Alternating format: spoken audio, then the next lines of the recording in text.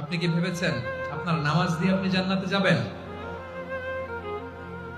আপনি তাহাজ্জুদ গুজার, সেজদা দিতে দিতে কপালে দাগ ফেলেছেন, এটা আপনারা জান্নাতে নেবে না। আপনি এলাকার সবচেয়ে বড় হাতেম তাই দানশীল, এই দানের ভরসায় বসে আছেন।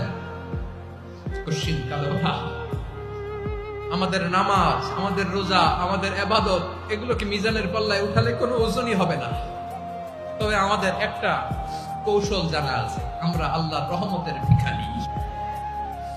আমরা সেদিন আগেই গুনার স্বীকৃতি দিয়ে দেব। আমরা বলবো, আল্লাহ তুমি প্রশ্ন করার আগে তোমার একটা কথা বলি, আমারে কিছু জিজ্ঞেস করো না, আমি সব করেছি। এমন কোন পাপ নাই যে পাপ আমারে দিয়ে হয় নাই। তোমার রহমত দিয়ে তুমি জান্নাতে পাঠাবা, তোমার দয়ায় জান্নাতে যেতে চাই, আমল দিয়ে না। পারবেন বলতে? কিয়ামতের দিন আমরা বলবো, আল্লাহ আমার আমল দিয়ে জান্নাত চাই না, আমি তোমার দয়া দিয়ে জান্নাত চাই।